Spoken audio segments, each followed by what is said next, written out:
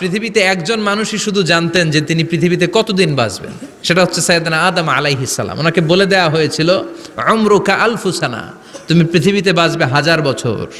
কয় বছর? সাইয়েদনা আদমের সামনে অনেকগুলো রুহু রাখা হলো। সাইয়েদনা আদম বললেন, এরা কারা?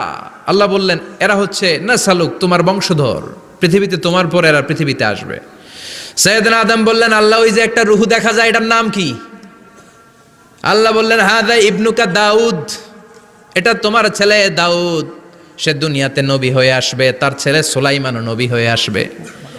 সাইয়েদনা আদম বললেন, মাবুদ, আমার ছেলে দাউদের কত বছর হায়াত আপনি দিয়েছেন? আল্লাহ বললেন, 40 সানা, মাত্র 40 বছর, 4 ইয়ার্স, 40 বছর তোমার ছেলেটা বাঁচবে। ও আল্লাহ, আমি বাঁচবো কয় বছর? তুমি বাঁচবা 1000 বছর। সুবহানাল্লাহ।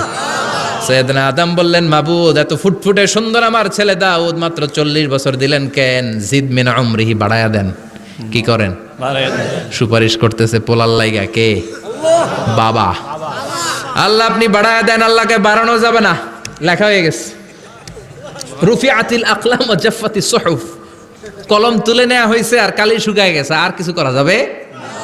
সাইয়েদনা আদম বললেন, মাবুদ, আমার 1000 বছর কেন দিলেন?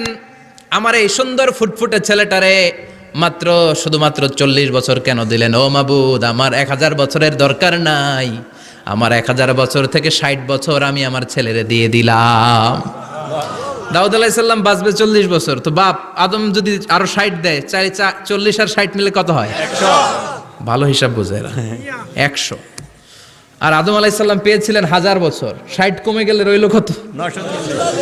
940 বছর পৃথিবীতে থাকার পরে মালাকুল মাউত চলে এসেছে। কারণ এটা on time, the death will come on time, it never late, কখনো দেরি হয় না। আল্লাহ বললেন, লিকুল্লি উম্মাতিন আজালুন ফাইযা জাআ আজালুহুম লা ইস্তাখিরুনা সাআতান ওয়া লা ইস্তাকদিমুন। মৃত্যুর একটা নির্ধারিত সময় আমি বেঁধে দিয়েছি, অন টাইম, অন টাইমেই চলে আসে, 1 সেকেন্ড আগেও আসবে না, 1 সেকেন্ড পরেও আসবে না। 940 বছর বয়সে মালাকুল মাউত এসে হাজির, এসে বলল, জিইতু আন আকবাদা রূহাক, রূহ কবজ করতে আসছি। আদম আলাইহিস সালাম বললেন, রূহ কবজ করতে আসছো মানে? আমি বাঁচবো তো 1000 বছর। কয় বছর? মালাকুল মাউত বললেন, না না, ওই যে আগের কথা স্মরণ করেন, আপনি 60 বছর দিয়ে দিয়েছিলেন। কয় না, আমি দেই নাই, আমি আরো বাঁচুম, আরো 60 বছর পাওনা আছি, আমি দেই নাই। মালাকুল মাউত বললেন, আপনি দিয়েছেন? আদম বলে, দেই নাই। মালাকুল মাউত বলে, আল্লাহ ঘটনা দেখেন, দিয়া কয় দেই নাই। আল্লাহ কয়, থাক, কথা কইস না, আয়া পর। সুবহানাল্লাহ পড়েন। নাসিয়া আদম ফানাসিয়া বানু, ভুলে গেছেন উনি, আমরা ভুলে যাই, আমরা খেয়ে বলছি খাই নাই, নিছিলাম পকেটে, কয় নেই নাই। এরকম ডাকাইত আছে না নাই? নাসিয়া আদম ফানাসিয়া বানু, বিশ্বনবী বললেন, আদম ভুলেছে তো তার সন্তানরাও ভুলে যায়।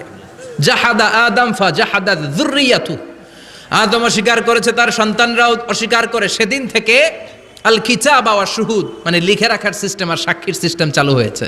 সুবহানাল্লাহ পড়েন। সুবহানাল্লাহ। 940 বছর বয়সে মালাকুল মাউত এসে আদম আলাইহিস সালামের রূহ নিতে পারে নাই। উনি 1000 বছর যখন হয়েছে তখন এসে সাইয়েদনা আদম আলাইহিস সালামের রূহ কবজ করেছে। যেই দিন পৃথিবীর প্রথম মানব, প্রথম নবীর রূহ মালাকুল মাউত দুনিয়া এসে কবজ করেছে, ওই দিনটাও ছিল জুমাবার। সুবহানাল্লাহ, আল্লাহু আকবার। আবার বিশ্বনবী বললেন, লা তাকুমুস সাআহ ইল্লা ফি ইয়াউমিল জুমআহ ইযা যুলজিলাতিল আরদু জিলজালাহা ওয়া আখরাজাতিল আরদু আসকালাহা ইযা রুজ্জাতিল আরদু রাজ্জান ওয়া বুসাতিল জিবালু বাসসা। কিয়ামতের দিন পৃথিবীটাকে একটা প্রকম্পন দিয়ে কাঁপিয়ে দিবে কে? আল্লাহ। মারাত্মক একটা ঝাঁকুনি দিবে আল্লাহ, পুরো পৃথিবীটা কেঁপে ভেঙে চুরে খান খান হয়ে যাবে। এই ঝাঁকুনি আর আর্থকোয়েক, ভূমিকম্প এর ঘটনাটা যেদিন ঘটবে ওই দিনটাও হচ্ছে জুমার দিন। চিৎকার করে পড়েন সুবহানাল্লাহ।